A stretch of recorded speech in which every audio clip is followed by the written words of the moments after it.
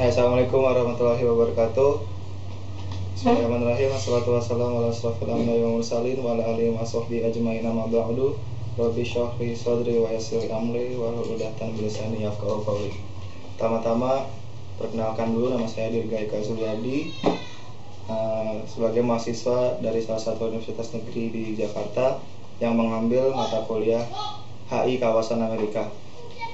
Pada matkul ini ada ujian akhir semester yang mengharuskan mahasiswanya untuk menjawab beberapa pertanyaan yang berbentuk lisan yang harus diupdate di YouTube.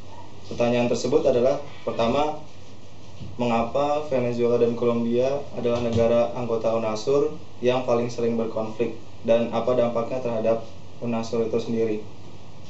Pertama-tama, sebelum menjawab pertanyaan tersebut, saya ingin menjelaskan apa itu UNASUR. Jadi UNASUR itu adalah organisasi internasional yang merupakan organisasi yang fokus terhadap segi ekonomi, politik, dan juga security atau keamanan yang berada di kawasan Amerika Selatan. Sebelumnya, UNASUR ini adalah merupakan gabungan organisasi internasional antara Mercosur, yaitu organisasi internasional antar Amerika Selatan, dengan CAN atau Komunitas Negara Andean, yang pada tahun 2010 atau 2009 mereka melakukan perjanjian internasional yang akhirnya terbentuklah UNASUR itu. Lalu di dalam UNASUR tersebut itu terdapat negara Venezuela dan Kolombia yang menjadi sumber permasalahan tadi yang telah dibahas pertama. Untuk menjawab pertanyaan tersebut, pertama saya ingin menjelaskan mengapa Venezuela dan Kolombia itu menjadi negara yang paling sering berkonflik. Sebenarnya Venezuela dan Kolombia itu sama seperti negara-negara lain yang hidup bertetangga dengan negara lainnya. Secara mayoritas negara-negara yang bertetangga pasti akan mengalami konflik, dan mayoritas konflik tersebut adalah konflik antar perbatasan, konflik masalah perebutan sumber daya alam, dan juga konflik mengenai perbedaan ideologi.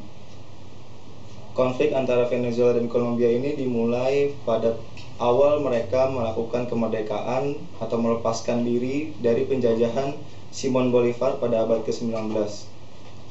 Setelah mereka merdeka dari Simon Bolivar, Venezuela dan Kolombia sering sekali melakukan konflik-konflik persengketaan atau perebutan wilayah. Lalu konflik tersebut berlanjut hingga pada abad 20, di mana konflik yang tadinya merupakan konflik dalam konteks perebutan wilayah berubah menjadi konflik yang konteksnya karena perbedaan ideologi. Jadi sejak tahun 2002, di mana Venezuela yang dipimpin oleh Hugo Chavez dan Kolombia yang dipimpin oleh Uribe, terjadi perbedaan ideologi yang sangat jelas, terutama peran kelompok FARC yang sangat berperan penting dalam menimbulkan konflik antara Venezuela dan Kolombia. Jadi mengapa Venezuela dan Kolombia ini menjadi negara yang paling berkonflik itu ada dua. Pertama adalah karena mereka adalah negara bertetangga yang sudah jelas pasti akan ada konflik, terlebih mengenai perbatasan wilayah. Yang kedua, mengapa mereka berkonflik itu adalah perbedaan ideologi. Perbedaan ideologi Venezuela itu adalah negara sosialis, sedangkan Kolombia ini adalah negara-negara yang sangat kapitalis. Lalu di dalam Kolombia itu sendiri pun terdapat kelompok pemberontak yang disebut sebagai FARC, di mana mereka menjunjung tinggi nilai-nilai sosialis diterapkan di Kolombia, sehingga mereka melakukan gerakan-gerakan separatis yang cukup membahayakan. Terlebih lagi, ideologi FARC ini sangat mirip dan sama dengan negara Venezuela, sehingga terjadi banyak peristiwa di mana Venezuela memberikan bantuan kepada kepada kelompok FARC untuk menjalankan operasi mereka di Kolombia. Seperti pada tahun 2009, di mana Kolombia memberikan bantuan berupa tank yang mereka beli dari Swedia dan mereka berikan kepada FARC. Lalu pada tahun 2010 terjadi krisis diplomatik antara Venezuela dan Kolombia, di mana Kolombia memutuskan hubungan diplomatik dengan Venezuela dikarenakan Kolombia menyatakan bahwa Venezuela telah memberikan bantuan dan melindungi kelompok FARC, serta memberikan bantuan dan memberikan kemudahan untuk mengakses perbatasan di Kolombia, sehingga Kolombia melakukan hubungan diplomatik. Di sini sudah jelas mengapa konflik antara Venezuela dan Kolombia ini sudah terkonstruk dari awal mereka dibentuk, mereka merdeka sampai di abad tahun 20. Lalu bagaimana dampaknya terhadap UNASUR?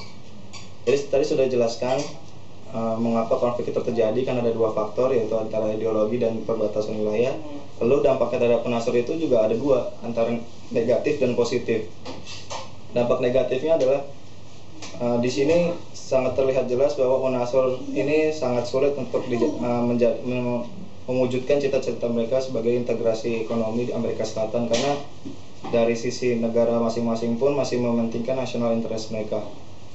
Namun positifnya adalah dengan adanya konflik antara Venezuela dan Kolombia ini, UNASUR menjadi suatu organisasi internasional yang mulai meningkatkan rasa solidaritas mereka terhadap sesama negara Amerika Selatan. Terlebih lagi, UNASUR sendiri telah memutuskan untuk tidak adanya intervensi negara-negara superpower untuk masuk ke UNASUR sendiri seperti Amerika Serikat dan Uni Soviet atau Rusia.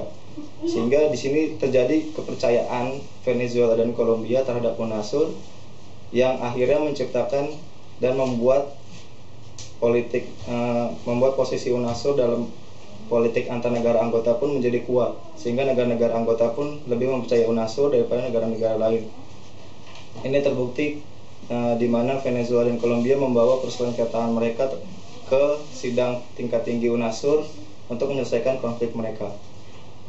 Jadi sekian jawaban dari yang saya utarakan. Saya ulangi lagi dengan kesimpulan bahwa konflik tersebut dikarenakan dua faktor, yaitu adalah perbedaan ideologi dan perbatasan wilayah. Lalu dampaknya itu adalah positif dan negatif, di mana positifnya adalah dapat meningkatkan solidaritas antar negara UNASUR sehingga dapat memudahkan terwujudnya integrasi negara Amerika Selatan. Sedangkan negatifnya adalah terlihatnya kepentingan negara atau national interest di negara UNASUR yang cukup sulit untuk dipersatukan. Sekian dari saya, kurang lebihnya mohon maaf.